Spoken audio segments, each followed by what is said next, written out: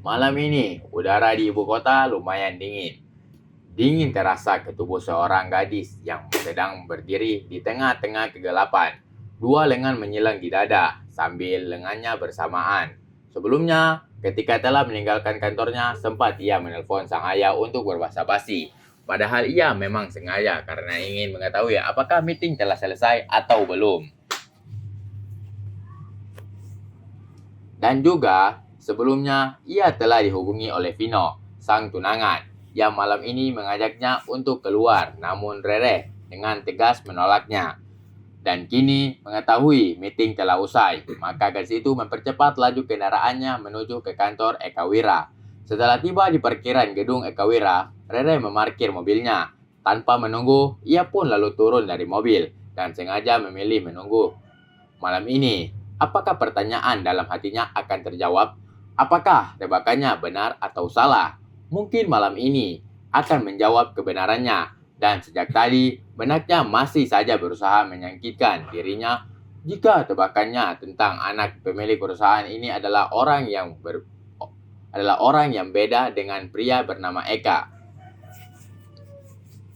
Dan hasil dari pikirannya yang berkecamuk sejak siang tadi, ia harus menemui langsung serta menanyakan ke Pak Arkarna. Beberapa mobil, termasuk mobil ayahnya telah meninggalkan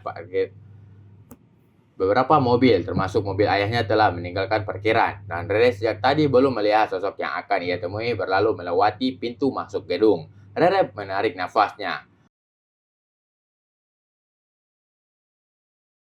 Ternyata, sosok itu masih belum nampak. Rere menghela nafasnya kembali. Ternyata tak tampak sosok yang akan ia temui malam ini yang bersama-sama Pak Wira keluar. Dan ia masih bertahan untuk tetap menunggu. Jantungnya kembali berdebar-debar bersamaan udara dan juga angin yang menerpa rambutnya yang ia biarkan terurai begitu saja membuat tubuhnya ikut merinding. Namun, ia tak gentar dan tetap menahan kesabarannya untuk melihat sosok Pak Arkarna kedua kalinya yang mirip dengan Eka. Berdiri menggunakan kemeja berwarna putih yang awalnya dilapisi oleh blazer berwarna abu-abu sebelum ia turun dari mobil. Karena saat ia turun, sengaja blazernya ia buka dan tinggalkan di mobil, sedangkan bawahannya menggunakan. Masih saja matanya tak teralihkan dari pintu masuk. Masih berharap-harap cemas.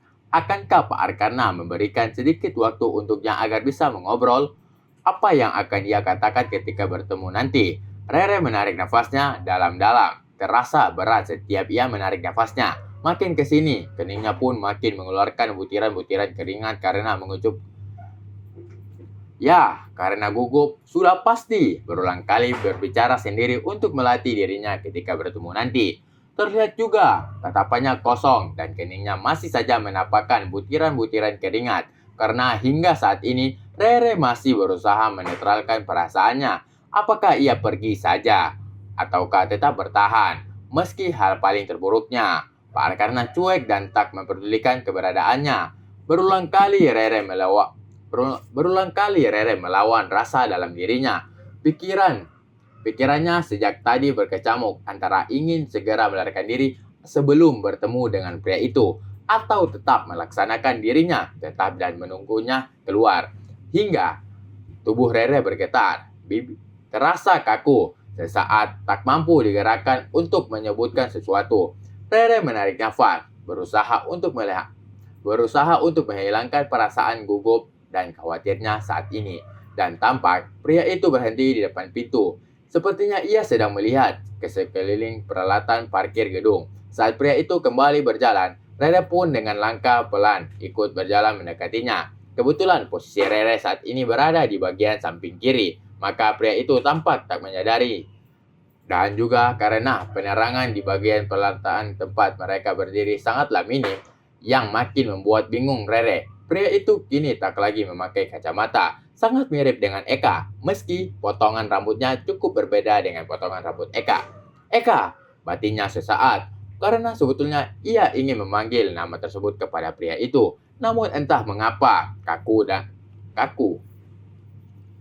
Hingga saat pria itu baru saja membuka pintu mobil, sudah saatnya. Ya, batin Rere Batin Rere berusaha memberikan dorongan dan kekuatan untuk berucap sesuatu atau mungkin mendekati dan menyapanya dengan jarak dekat. Namun kedua kaki Rere masih saja tak mampu digerakkan dan kini tampak Rere berganti dan memaksa mengeluarkan suara yang tidak. Pak Arkarna, pria itu terdiam, masih membelakangi Rere. Ia pun menutup pelan pintu mobilnya kembali. Sedangkan Rere kini maju selangkah, sambil tak melepaskan tatapannya dari pundak pria itu yang masih belum berbalik badan. Selamat malam, Pak Arkarna.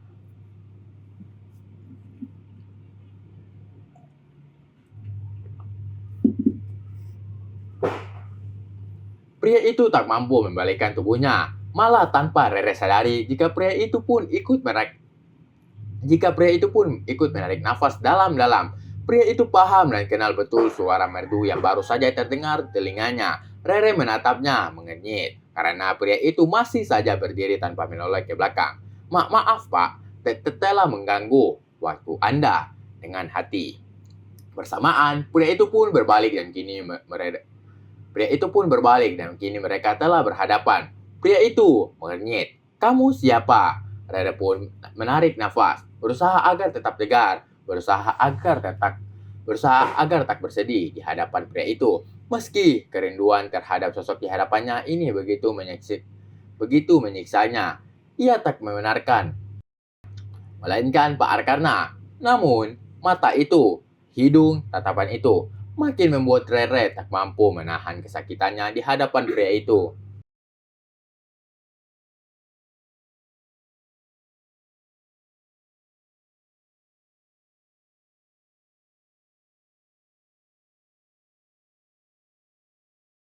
Oke guys, terima kasih telah tonton channel kami dan jangan lupa untuk menekan tombol like dan subscribe agar kamu tidak ketinggalan novel-novel berikutnya. Bagi para jomblo, jangan sedih, sebab kehidupan itu berawal dari jomblo. Dan jangan lupa bahagia.